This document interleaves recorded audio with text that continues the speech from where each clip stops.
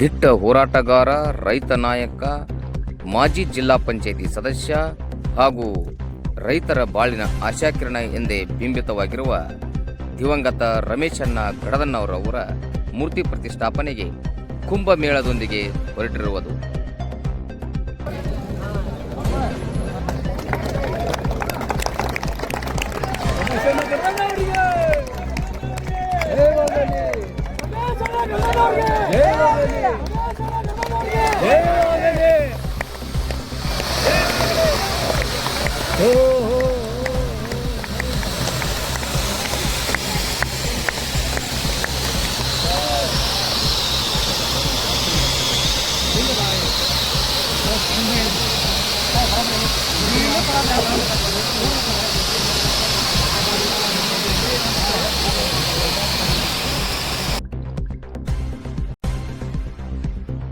ನಮಸ್ಕಾರ, ನೀವು ನೋಡ್ತಾ ಇರೋದು ಡಿವಿ ನ್ಯೂಸ್ ಕನ್ನಡ.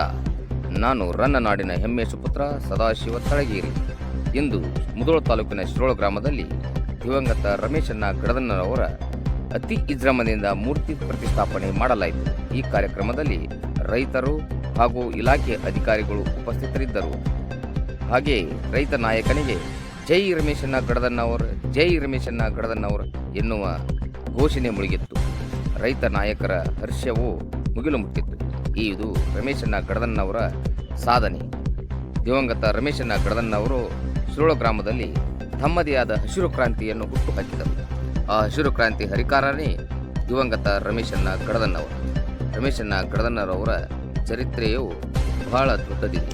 ಅದರಂತೆ ಮುಧೋಳ ತಾಲೂಕಿನ ಕಬ್ಬಿನ ಹೋರಾಟಕ್ಕೆ ವಿಶೇಷ ಶಕ್ತಿಯನ್ನು ಕೊಟ್ಟಂತ ದಿವಂಗತ ರಮೇಶಣ್ಣ ಗಡದನ್ನವರು ಈ ಕಾರ್ಯಕ್ರಮವನ್ನು ಅತಿ ವಿಜೃಂಭಣೆಯಿಂದ ಮಾಡಿ ರೈತರು ಸಂತೋಷ ವ್ಯಕ್ತಪಡಿಸಿದರು. ನಮಸ್ಕಾರ.